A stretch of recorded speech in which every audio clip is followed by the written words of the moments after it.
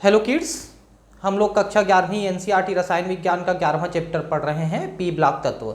इसके पिछले 6वें वीडियो में मैं आपको कार्बन परिवार बता रहा था, जिसके कुछ सामान्य गुणधर्म मैंने आपको बताए हैं। अब हम इनके भौतिक गुणधर्म पढ़ने वाले हैं। तो हमने पिछले क्लास के चार्ट में हमने देखा था कि इनके भौतिक गुण में क्रमशः ऊपर से नीचे जाने पर एक लगभग निश्चित क्रम में परिवर्तन देखने को मिलता है। जैसे कि उसके परमाणुओं का आकार बढ़ जाता है ना। आयन्स के आकार परमाणु की तुलना में घटते हैं और ऊपर से नीचे जाने पर क्रमशः बढ़ते जाते हैं, है ना। इस तरह से हम भौतिक गुण में क्रमशः परिवर्तन वहां पर देखते हैं। समूह 14 के सभी तत्व ठोस हैं। कार्बन सिलिकॉन अधातु और जर्मेनियम उपधातु है। देखिए, सिलिकॉन हालांकि इसमें कुछ हद तक अर्धधातु जैसे गुण होते हैं, इसीलिए इसका भी प्रयोग हम सेमीकंडक्टर में चिप्स बनाने में हम करते हैं। जर्मेनियम उपधातु है, मतलब कि धातु और अधातु दोनों के बीच के लक्षण इसमें पाए जाते हैं। जबकि टीन तथा लेड कम गलनांक वाली मुलायम धातु हैं। टीन और लेड कम गलनांक वाली मुलायम धातु हैं, मतलब जल्दी पिघलने वाली धातु हैं और इसलिए मुलायम धातु हैं। समूह 14 के तत्वों के गलनांक एवं क्वथनांक समूह 13 के तत्वों के गलनांक एवं क्वथनांक की तुलना में अधिक होते हैं। आपने शुरू से पीरियोडिक टेबल में पढ़ा है कि अगर हम आवर्त में बाएं से दाएं की ओर जाते हैं तो परमाणु जो है अधिक ठोस मिलेंगे, आपको तत्व अधिक ठोस मिलेंगे। क्यों? क्योंकि कक्षकों की संख्या नहीं बढ़ती है, लेकिन इलेक्ट्रॉन प्रोटॉन की संख्या बढ़ जाती है, जिससे वो अधिक पास में आ जाते हैं इलेक्ट्रॉन कक्षक, तो वो ज़्यादा ठोस होते चले जाते हैं उनके तत्व, इसलिए इनमें गलनांक क्वथनांक अधिक होते हैं।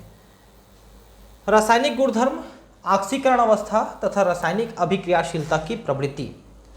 तो आपने इसमें देखा है कि बाह्यतम कक्ष में P और S कक्षक में दो दो इलेक्ट्रॉन हैं। तो अगर ये P कक्षक के दो इलेक्ट्रॉन त्यागते हैं तो धन 2 ऑक्सीकरण अवस्था बनाएंगे, और अगर ये S और P दोनों कक्षक के दो दो इलेक्ट्रॉन त्याग देते हैं तो धन 4 ऑक्सीकरण अवस्था दर्शाएंगे। तो इस तरह से धन 2 धन 4 ऑक्सीकरण अवस्था इनमें दिखाए जाते हैं। समूह 14 के तत्वों के बाह्यतम कोश में 4 इलेक्ट्रॉन होते हैं। दो, जैसे इसमें आप लिखते हैं ना कि NS² NP2, है ना, यही है NS2 NP2। तो ये 4 इलेक्ट्रॉन होते हैं। इन तत्वों के द्वारा सामान्यतः +4 और +2 ऑक्सीकरण अवस्था दर्शाई जाती है। तो जैसा मैंने आपको बताया, कार्बन ऋणात्मक ऑक्सीकरण अवस्था भी प्रदर्शित करता है। कारण यह है कि कार्बन की विद्युत ऋणता जो है 2.5 के आसपास है पॉलिंग स्केल में, जो कि काफ़ी अच्छी है। मतलब ये इलेक्ट्रॉन लेने की भी प्रवृत्ति दिखाता है। इसके बाह्यतम कक्ष में 4 इलेक्ट्रॉन हैं। अगर 4 इलेक्ट्रॉन इनको मिल जाते हैं तो 8 इलेक्ट्रॉन अष्टक पूरे हो जाएंगे। तो ये इस तरह के धन के साथ ऋण 4 ऑक्सीकरण अवस्था भी दिखा सकते हैं कार्बन, है ना। चूंकि प्रथम 4 आयनन एंथैल्पी का योग अति उच्च होता है, अतः धन 4 ऑक्सीकरण अवस्था में अधिकतर यौगिक सहसंयोजक प्रकृति के हो जाते हैं। मतलब ये है कि अगर आप चारों इलेक्ट्रॉन निकालना चाहते हैं तो आपको अत्यधिक ऊर्जा देनी पड़ेगी। अतः ये 4 इलेक्ट्रॉन दे करके आयनिक बंध बनाने की तुलना में 4 इलेक्ट्रॉनों का साझा करके ये सहसंयोजक बंध बनाना ज़्यादा पसंद करते हैं, क्योंकि उतनी ऊर्जा देने वाला कोई अन्य तत्व या परमाणु नहीं मिलता है जो इनसे उतना इलेक्ट्रॉन निकालने के लिए अत्यधिक ऊर्जा दे सके। इस समूह के गुरुतर तत्वों में जर्मेनियम, टीन और लेड क्रमशः बढ़ते क्रम में धन 2 ऑक्सीकरण अवस्था प्रदर्शित करने की प्रवृत्ति होती है, बढ़ती जाती है। मतलब ये है जर्मेनियम से ज़्यादा टीन और टीन से ज़्यादा लेड में धन 2 ऑक्सीकरण अवस्था दिखाने की प्रवृत्ति होती है, मतलब 2 इलेक्ट्रॉन देने की। सहसंयोजक कोष में NS² इलेक्ट्रॉन के बंधन में भाग नहीं लेने के कारण यह होता है। क्योंकि जब हम देखते हैं कि NS² और NP2 होता है तो केवल अगर ये वाले इलेक्ट्रॉन बंध बनाने में भाग लेते हैं तो NS² वाले बंध बनाने भाग नहीं लेंगे। इस अवस्था में धन 2 ऑक्सीकरण अवस्था ही प्रदर्शित करेंगे, धन 4 नहीं करेंगे। इन 2 ऑक्सीकरण अवस्थाओं का सापेक्षिक स्थायित्व वर्ग में परिवर्तित होता है। मतलब ऊपर से नीचे जाएंगे तो धन 2 देंगे, धन 4 देंगे, इसमें अलग अलग प्रदर्शित होते हैं तत्वों के द्वारा। जैसे कार्बन तथा सिलिकॉन मुख्यतः धन 4 ऑक्सीकरण अवस्था प्रदर्शित करते हैं। कार्बन और सिलिकॉन में धन 4 देने की प्रवृत्ति होती है। जर्मेनियम की धन 4 ऑक्सीकरण अवस्था स्थायी होती है, जबकि कुछ यौगिकों में धन 2 ऑक्सीकरण अवस्था भी मिलती है। जर्मेनियम में देखिए, कार्बन सिलिकॉन में केवल धन 4, जर्मेनियम भी धन 4, लेकिन धन 2 भी कुछ जगहों पे देखने को मिल रही है। 3 ऐसी 2 अवस्थाओं में यौगिक बनाता है। धन 2 ऑक्सीकरण अवस्था में 3 अपचायक के रूप में कार्य करता है, मतलब इलेक्ट्रॉन दे देता है, और धन 2 ऑक्सीकरण अवस्था में लेड के यौगिक स्थायी होते हैं, जबकि इसकी धन 4 अवस्था प्रबल ऑक्सीकारक है। मतलब ये है कि टीन धन 2 ऑक्सीकरण अवस्था अधिक रूप में देखने को मिलेगा, जबकि लेड धन 2 ऑक्सीकरण अवस्था स्थायी होता है, लेकिन धन 4 कर दोगे तो फिर वो सामने वाले से इलेक्ट्रॉन खींचने की कोशिश करेगा अपने इलेक्ट्रॉनों की पूर्ति के लिए, यानी सामने वाले का ऑक्सीकृत कर देगा सामने वाले को, किसी भी तत्व को, इसलिए ये ऑक्सीकारक की तरह काम करता है। आपको बता दें कि जो किसी से इलेक्ट्रॉन खींच लेता है तो सामने वाले का ऑक्सीकरण हो जाता है और स्वयं का अपचयन हो जाता है। तो जो खींचा है स्वयं तो अपचयित हो गया, लेकिन सामने वाले को ऑक्सीकृत कर दिया, इसलिए स्वयं जो है वो ऑक्सीकारक हुआ। स्वयं अपचयित हुआ लेकिन ऑक्सीकारक है, क्योंकि सामने वाले का ऑक्सीकरण कर दिया। और सामने वाला ऑक्सीकृत हुआ है और इधर को अपचयित कर दिया, इसलिए वो अपचायक है। जिसका ऑक्सीकरण होता है वो अपचायक होता है, क्योंकि सामने वाले का अपचयन करता है, और जिसका अपचयन होता है वो ऑक्सीकारक होता है, क्योंकि सामने वाले का वो ऑक्सीकरण करता है। स्वयं अपचयित होगा, सामने वाले को ऑक्सीकृत कर देगा, स्वयं ऑक्सीकृत होगा तो सामने वाले को अपचयित कर देगा। तो सामने वाले को जो किया वो उसको कारक कहा जाता है, ऑक्सीकारक, अपचायक, ऐसा। चतुःसंयोजी अवस्था में अणु के केंद्रीय परमाणु पर 8 इलेक्ट्रॉन होते हैं। अब भाई 4 इलेक्ट्रॉन पहले से थे, 4 इलेक्ट्रॉनों का उसने साझा कर लिया या जो भी किया उसके साथ लेन देन, तो टोटल में 8 इलेक्ट्रॉन हो जाते हैं। जैसे कि यहाँ पर देखिए CCl4, इसमें आप क्या देख रहे हैं कि कार्बन जो है 4 क्लोरीन के साथ सहसंयोजक बंध बनाता है, एक एक इलेक्ट्रॉन को ग्रहण किया है। ठीक है, एक मिनट जगह देख के बताता हूँ। यहाँ पर ये देखिए, यहाँ पर कार्बन है, ये 4 इलेक्ट्रॉन अपने पास है और 4 इलेक्ट्रॉन क्लोरीन के साथ ये बंध बना लिया, सहसंयोजक बंध। ठीक है, तो इस तरह से कार्बन के पास भी 8 इलेक्ट्रॉन, केंद्रीय परमाणु कार्बन है उसके पास 8 इलेक्ट्रॉन यहाँ पर हो गए। कार्बन टेट्राक्लोराइड इसको बोला जाता है। इलेक्ट्रॉन परिपूर्ण अणु होने के कारण सामान्यतः इलेक्ट्रॉन ग्राही या इलेक्ट्रॉन दाता स्पीशीज की अपेक्षा इनसे नहीं की जाती है। मतलब ये है कि अब इस कार्बन के पास जैसा आपने देखा कि 8 इलेक्ट्रॉन हो चुके हैं, अतः ये इलेक्ट्रॉन देंगे या लेंगे इसकी उम्मीद नहीं की जा सकती, क्योंकि जिसका अष्टक पूर्ण होता है वो ना तो लेना चाहता है ना देना चाहता है। ठीक है, यद्यपि कार्बन अपनी सहसंयोजकता धन 4 का अतिक्रमण नहीं कर सकता है, परंतु समूह के अन्य तत्व ऐसा करते हैं। मतलब धन 4 ऑक्सीकरण अवस्था के अलावा और भी कुछ। यह इन तत्वों में डी कक्षकों की उपस्थिति कारण होता है। भाई S और P के अंदर पहले वाले का डी कक्षक है। जैसे कि मान लो आप देखेंगे कि 4s² 4p2 है, इससे पहले 3d10 भी तो है, 3d10 ऐसा। तो डी कक्षकों की उपस्थिति के कारण ये होता है। यही कारण है कि ऐसे तत्वों के हैलाइड जल अपघटन के उपरांत दाता स्पीशीज से इलेक्ट्रॉन ग्रहण करके संकुल बनाते हैं। देखिए, ऐसे तत्वों के हैलाइड जिसमें फ्लोरीन, क्लोरीन, ब्रोमीन, हैलोजन जुड़े होते हैं, उनके हैलाइड जल अपघटन के उपरांत दाता स्पीशीज से जल अपघटन हो जाएगा, फिर कोई इलेक्ट्रॉन देने वाला होना चाहिए तो वो इलेक्ट्रॉन देने वाले से ले लेगा और संकुल यानी कॉम्प्लेक्स बनाएगा। जैसे देखिए SiF6 और जर्मेनियम हेक्साक्लोराइड 2-, SnOH6 2-। ये ऐसे ही देखिए, जैसे यहाँ पर सिलिकॉन जो है फ्लोरीन के साथ हेक्साफ्लोराइड है ना, जर्मेनियम क्लोरीन के साथ हेक्साक्लोराइड, टीन जो है OH के साथ हेक्साऑक्सो हाइड्रोक्साइड ऐसी होती हैं, जिनके केंद्रीय परमाणु sp3d2 संकरित होते हैं। ठीक है, संकरण इसमें D वाले कक्षक को भी शामिल किया गया है बंध बनाने में, इसलिए संकरण में D कक्षक भी यहाँ पर शामिल है, sp3d2 ये संकरण शामिल है। तो थोड़ा ध्यान रखेंगे कि जितने भी कॉम्प्लेक्स हैं इनमें sp3d2 संकरण पाई जाती है। ऑक्सीजन के प्रति अभिक्रियाशीलता, इस समूह के जो तत्व हैं ऑक्सीजन की उपस्थिति में गर्म किए जाने पर ऑक्साइड बनाते हैं, आसानी से ऑक्साइड बनाएंगे, जैसे carbon dioxide, carbon monoxide, silicon oxide, इस टाइप के ऑक्साइड बनाते हैं। तो मोनोऑक्साइड या डाइऑक्साइड ये बनाते हैं, इनके सूत्र MO, जैसे कार्बन मोनोऑक्साइड है, या MO2 कार्बन डाइऑक्साइड है ना, तो MO या MO2 हो सकते हैं इनकी फार्मूले। SiO यानी कि सिलिकॉन ऑक्साइड का अस्तित्व केवल उच्च तापमान पर होता है, जैसे ही ठंडा होता है इसका ऑक्सीजन निकल जाता है। उच्च ऑक्सीकरण अवस्था वाले ऑक्साइड निम्न ऑक्सीकरण अवस्था वाले ऑक्साइड की तुलना में अम्लीय प्रकृति के होते हैं, जैसे कि कार्बन डाइऑक्साइड जो है ये जल में घुल के कार्बोनिक एसिड बनाता है, लेकिन कार्बन मोनोऑक्साइड ये चीजें नहीं बनाता। डाइऑक्साइड जैसे carbon dioxide, silicon dioxide, germanium oxide अम्लीय हैं, ये जल में घुल करके अम्ल बनाते हैं, कार्बोनिक एसिड जैसे अम्ल बनाते हैं।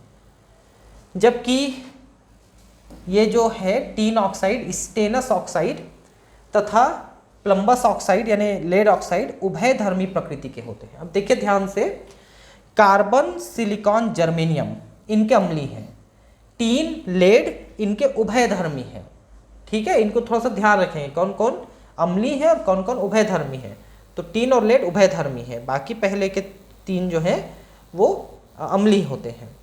मोनोऑक्साइड में कार्बन मोनोऑक्साइड उदासीन है, जर्मेनियम ऑक्साइड अम्लीय है, टीन ऑक्साइड और लेड ऑक्साइड उभयधर्मी है। आप मोनोऑक्साइड में भी ध्यान रखिए, कार्बन वाला उदासीन है, जर्मेनियम वाला अम्लीय है और बाकी दोनों के उभयधर्मी है।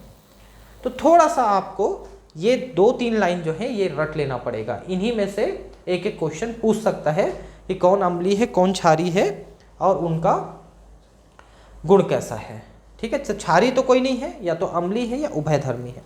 उभयधर्मी का मतलब ये होता है कि अगर उसकी क्रिया अम्ल के साथ कराओगे तो स्वयं वो क्षार की तरह व्यवहार करेगा, और अगर उसकी क्रिया क्षार के साथ कराओगे तो स्वयं वो अम्ल की तरह व्यवहार करेगा। तो जो अम्ल और क्षार दोनों की तरह व्यवहार कर सकता है उसे हम लोग उभयधर्मी कहते हैं। उदाहरण, समूह 14 में से उन सदस्यों को चुनिए, पहला जो सबसे अधिक अम्लीय डाइऑक्साइड बनाता है, दूसरा सामान्यतः धन 2 ऑक्सीकरण अवस्था में मिलता है, तीसरा अर्धचालक के रूप में प्रयोग में आता है। तो सबसे अधिक अम्लीय आपने क्या देखा कि कार्बन है, कार्बन डाइऑक्साइड सबसे ज्यादा अम्लीय है। ठीक है, धन 2 ऑक्सीकरण अवस्था में लेड सबसे ज्यादा धन 2 ऑक्सीकरण अवस्था बनाता है, सबसे स्थायी। और अर्धचालक के रूप में हम सिलिकॉन और जर्मेनियम का प्रयोग करते हैं, और इनका प्रयोग हम सेमीकंडक्टर में इसीलिए कर पाते हैं। तो बहुत आसान सवाल है और ये इसका उत्तर भी दिया ही हुआ है इसमें। ठीक है, जल के प्रतिक्रियाशीलता, तो ये जल के साथ क्रिया करके गर्म करने पर ज्यादातर ये ऑक्साइड बनाते हैं। कार्बन, सिलिकॉन, जर्मेनियम जल के द्वारा प्रभावित नहीं होते हैं। जैसे आप कोयला को जल में डालेंगे तो कोई रिएक्शन नहीं करेगा, लेकिन कोयला को अंगारा बना के यानी गर्म करके आप जल में डालेंगे तो वाटर गैस बनाएगा जरूर। टीन भाप को वियोजित कर डाइऑक्साइड बनाता है। ये देखिए, टीन है स्टेनस, इसको अगर आप भाप में, क्योंकि गर्म किए हुए ना, भाप है ये गैस है, मतलब पानी को भाप के रूप में लेना पड़ेगा, तब ये ब्रेक करेगा उसको और ऑक्साइड बनाएगा, डाइऑक्साइड बनाएगा। लेड भी जल से अप्रभावित रहता है। ऐसा शायद ऑक्साइड की रक्षण फिल्म, प्रोटेक्शन फिल्म बनने के कारण से होता है। ऑक्साइड की एक परत बन जाती है ऊपर में, जिसके कारण से फिर बाकी कोई और नीचे की क्रिया वहां पर नहीं हो पाती है। हैलोजन के प्रति अभिक्रियाशीलता, समूह 14 के तत्व MX2, जैसे कि मान लो वो फ्लोरीन क्लोरीन ब्रोमीन के साथ 2 वाला या 4 वाला, ठीक है, ये बनाएंगे, जैसे CF2 या CF4 ऐसा बनाएंगे, है ना। इस प्रकार के हैलाइड बनाते हैं 2 या 4 वाले, तो ध्यान रखेंगे कौन से प्रकार के बनाते हैं। कार्बन के अतिरिक्त अन्य सभी सदस्य उपयुक्त परिस्थितियों में हैलोजन से क्रिया करके सीधे हैलाइड बनाते हैं। कार्बन का जनरली हैलाइड बहुत गर्म करने पर बन सकता है, ऐसे साधारणतः नहीं बनता। अधिकांशतः MX4 सहसंयोजक प्रकृति के होते हैं, क्योंकि चारों तरफ से वो खींच रहा है तो वो भी खींचने लग जाता है, सहसंयोजक प्रकृति का हो जाता है। इन हैलाइडों में केंद्रीय परमाणु sp3 संकरित अवस्था में तथा अणु चतुष्फलकी आकृति में होता है, ये ध्यान रखेंगे आप। MX4 में केंद्रीय परमाणु यानी कि जो कार्बन है, सिलिकॉन है, जर्मेनियम है, उसकी बात कर रहा है, उसमें sp3 संकरण होता है, और जो अणु बनेगा वो चतुष्फलकीय बनेगा, चतुष्फलकीय। स्टेनस टेट्राफ्लोराइड और लेड टेट्राफ्लोराइड अपवाद हैं, ये आयनिक प्रकृति के होते हैं। बाकी सभी सहसंयोजक होते हैं, लेकिन ये दोनों आयनिक प्रकृति के होते हैं, क्योंकि इसमें फ्लोरीन खींच लेता है इलेक्ट्रॉन को, क्योंकि ये बड़े अणु है ना। देखिए टीन और लेड बड़े बड़े बड़े परमाणु हैं, इनके इलेक्ट्रॉन दूर होते हैं थोड़े से, तो फ्लोरीन उन इलेक्ट्रॉनों को चारों तरफ से एक खींच लेता है, तो उधर चले जाते हैं। तो इनमें धन 4 और इसमें एक मतलब एक फ्लोरीन में एक माइनस, तो धन 4 ऑक्सीकरण अवस्था ये दिखा देंगे। PbI4 का अस्तित्व नहीं है, लेड टेट्रा आयोडाइड का अस्तित्व नहीं है, क्योंकि लेड और आयोडीन बंध जो प्रारंभ में बनता है इतनी ऊर्जा उत्पन्न नहीं कर पाता है कि इससे 6s² इलेक्ट्रॉन का व्युग्मन हो सके तथा एक इलेक्ट्रॉन के उच्च कक्षा में उत्तेजन से 4 अयुग्मित इलेक्ट्रॉन प्राप्त हो सके। मतलब यह है कि इसमें इतनी ऊर्जा नहीं निकल पाती है कि 4 इलेक्ट्रॉन बाहर आ सके और वो बंध बन सके, इतनी ऊर्जा नहीं निकल पाती है, क्योंकि इसमें से 4 इलेक्ट्रॉन निकलेंगे तभी तो 4 आयोडीन को दे करके एक एक बंध बनाएंगे, लेकिन उतनी ऊर्जा ये बंध नहीं दे पाता है कि वो 4 इलेक्ट्रॉन निकाल सके, ये बोल रहा है। इस समूह के जर्मेनियम से लेड तक उच्चतर सदस्य MX2 प्रकार के हैलाइड बनाने की भी प्रवृत्ति रखते हैं, क्योंकि अभी तक आपने देखा कि MX4 प्रकार का बन रहा है, लेकिन अब देखते हैं कि MX2 प्रकार का भी बनता है। रासायनिक एवं ऊष्मीय स्थायित्व के आधार पर जर्मेनियम X2 की तुलना में जर्मेनियम X4 अधिक स्थायी है, क्योंकि इससे ऊर्जा अधिक निकल पाती है और ये अधिक स्थायी हो जाती है। जिस अणु के बनते समय ज़्यादा ऊर्जा निकलती है वो अणु ज़्यादा स्थायी हो जाती है बाकी कम ऊर्जा की तुलना में। जबकि लेड टेट्राहेलाइड की तुलना में लेड डाइहेलाइड अधिक स्थायी होता है। बहुत सारे ऐसे कारण होते हैं, परिरक्षण प्रभाव, छोटा बड़ा, जिसके कारण से इनमें थोड़ा सा अंतर आ सकता है। कार्बन टेट्राक्लोराइड के अतिरिक्त अन्य सभी टेट्राहेलाइड आसानी से जल अपघटित हो जाते हैं। कार्बन टेट्राक्लोराइड जल अपघटित नहीं होता है, बल्कि जल में घुलता भी नहीं है, ये कार्बनिक विलायक में घुलता है, क्योंकि केंद्रीय परमाणु जल के ऑक्सीजन परमाणु से डी कक्षक में एकाकी इलेक्ट्रॉन युग्म ग्रहण कर सकते हैं। ठीक है, केंद्रीय परमाणु जल के ऑक्सीजन परमाणु से डी कक्षक में एक एकाकी इलेक्ट्रॉन युग्म ग्रहण कर सकते हैं। जो जल होता है H2O में जो ऑक्सीजन है इसके पास 2 एकाकी इलेक्ट्रॉन युग्म होते हैं, इसको ले सकता है वो, इसलिए वो जल अपघटन कर सकता है। मतलब उप सहसंयोजक बंध बनाने के लिए जल अपघटन हो जाता है। ये देखिए कैसे हो रहा है ना। तो एक सिलिकॉन टेट्राक्लोराइड है, जल के साथ अभिक्रिया करता है, तो सिलिकॉन में जो इलेक्ट्रॉन की कमी है, एक पेयर इलेक्ट्रॉन की कमी है, उसको ये इस ऑक्सीजन से ले करके इसको पूरा जोड़ लेता है H2O को, ठीक है। और ये देखिए इसमें से एक Cl और H निकल जाता है और बाकी इसमें जुड़ जाते हैं, तो OH जुड़ जाता है Cl के जगह में। ये देखिए इस Cl के जगह में इसका OH जुड़ जाएगा और इसका H और Cl बन के निकल जाएगा HCl। ये HCl निकल रहा है, उसका H और इसका Cl। तो इस तरह से ये क्रिया होती है। ये 3 H2O और 3 HCl, तीनों क्लोरीन एक साथ फिर बाद में और निकलते चले जाते हैं।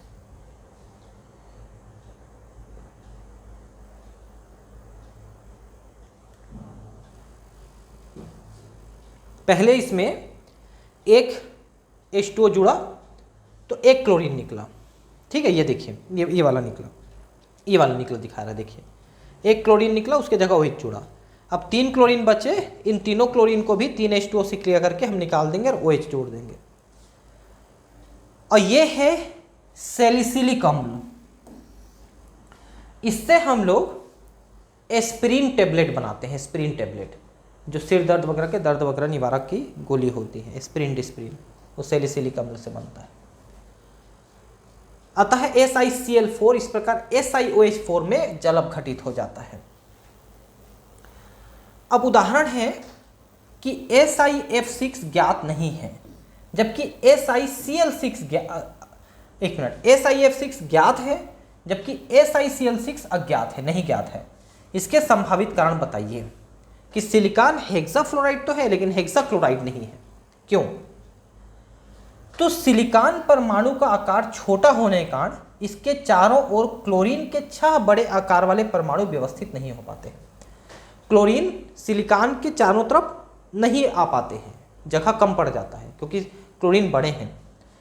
दूसरा, क्लोरीन परमाणु के एकाकी इलेक्ट्रॉन युग्म तथा सिलिकॉन परमाणु के मध्य अन्योन्य क्रिया अधिक प्रबल नहीं होती, क्योंकि सिलिकॉन को ना एकाकी इलेक्ट्रॉन युग्म चाहिए रहता है अष्टक पूर्ण करने के लिए, और क्लोरीन उतना आसानी से दे नहीं पाता है एकाकी इलेक्ट्रॉन युग्म, इसलिए भी उनका बंधन नहीं बन पाता।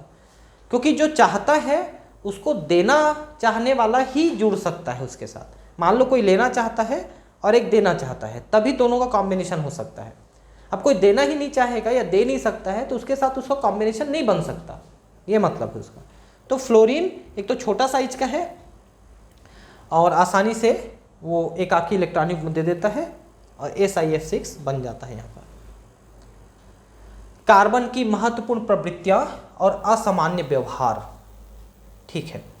अन्य समूहों के प्रथम सदस्यों के भांति इस समूह का प्रथम सदस्य कार्बन अपने समूह के अन्य सदस्यों से भिन्न व्यवहार प्रदर्शित करता है, क्योंकि आकार में छोटा होता है और आसानी से इलेक्ट्रॉन नहीं देता है। ये देखिए, इसके छोटे आकार के कारण और उच्च विद्युत ऋणात्मकता, मतलब इलेक्ट्रॉन लेना चाहेगा, और उच्च आयनन एंथैल्पी, इलेक्ट्रॉन देने के लिए इसे बहुत ऊर्जा देनी पड़ेगी, और डी कक्षक यहाँ पर नहीं है।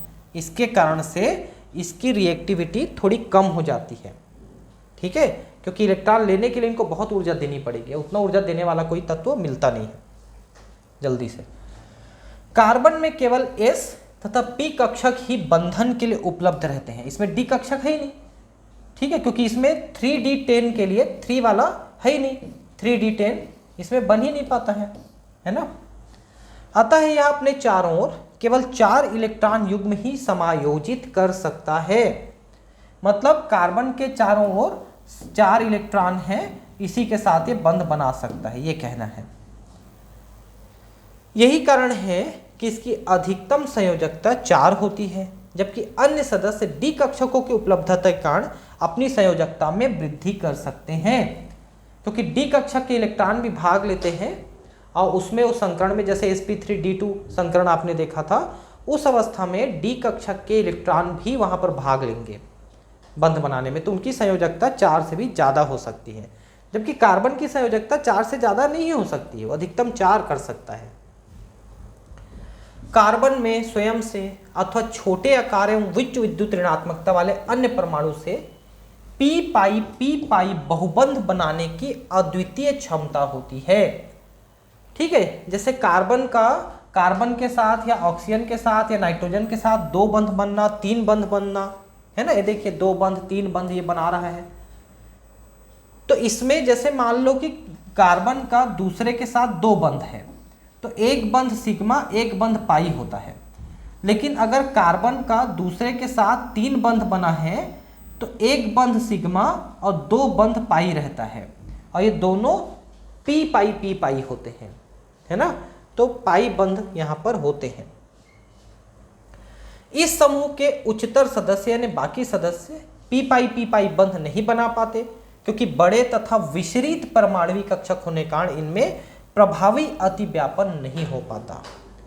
भाई संकरण के लिए कक्षकों का आपस में अतिव्यापन करना जरूरी होता है, तब तो संकरण होगा, और संकरण ही नहीं होगा तो बंध कैसे बनेंगे।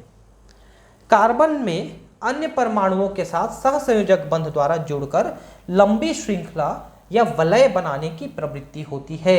आप जानते हैं कि कार्बन कार्बन कार्बन कार्बन इस टाइप का जुड़ते जाता है, ये श्रृंखला कार्बन है। कार्बन श्रृंखला मतलब सीधी श्रृंखला है इसकी, या फिर ऐसे रिंग बना सकता है 5-6 कार्बन जुड़ करके। इस प्रवृत्ति को श्रृंखलन या कैटेनेशन कहते हैं। इसके बारे में भी हम पहले पढ़ चुके हैं कि कैटेनेशन क्या है। कार्बन के आपस में जुड़ करके श्रृंखला या रिंग बनाने की प्रवृत्ति कैटेनेशन कहलाती है। कार्बन कार्बन बंध अधिक मजबूत होने के कारण यह होता है। कार्बन कार्बन बंध मजबूत होता है, ज़्यादा ऊर्जा वहाँ से निकले रहती है, तो इसलिए वो लंबी श्रृंखला बना सकता है। वर्ग में ऊपर से नीचे जाने पर बढ़ता हुआ आकार तथा घटती हुई विद्युत ऋणात्मकता के कारण श्रृंखलन की प्रवृत्ति घटती जाती है। श्रृंखलन नीचे वाले अधिक लंबी श्रृंखला नहीं बनाते हैं, कार्बन सबसे ज़्यादा लंबी श्रृंखला बनाता है। इसे बंध एंथैल्पी के मान से स्पष्टता समझा जा सकता है। तो देखिए कार्बन की बंध एंथैल्पी कार्बन कार्बन की बहुत ज़्यादा है सिलिकॉन से, सिलिकॉन की ज़्यादा है जर्मेनियम से, और लगभग बराबर है इसके टीन से। तो आप देख सकते हैं कार्बन की दूसरे की तुलना में बहुत ज़्यादा बंधन ऊर्जा है, इसके कारण से वो लंबी श्रृंखला बना सकता है, और लेड बिल्कुल श्रृंखलन नहीं कर सकता है। ये देखिए बंध एंथैल्पी 2 कार्बन के बीच में 348 है, जबकि 2 सिलिकॉन के बीच में 297, 2 जर्मेनियम के बीच में 260 और 2 टीन के बीच में 240। तो कितनी कम हो गई, 348 और ये 240, 100 से भी ज़्यादा का फर्क पड़ गया। तो श्रृंखलन कम होते जाता है, और श्रृंखलन और पी पाई बंद होने के कारण से कार्बन में कई अपरूप भी मिलते हैं, जैसे कोयला है, हीरा है, ग्रेफाइट है, ये इसके अपर रूप होते हैं। ठीक है, तो अब ये कार्बन के अपर रूप और बाकी चीज़ें हम नेक्स्ट क्लास में पढ़ेंगे। मिलते हैं अगले क्लास में। Thank you.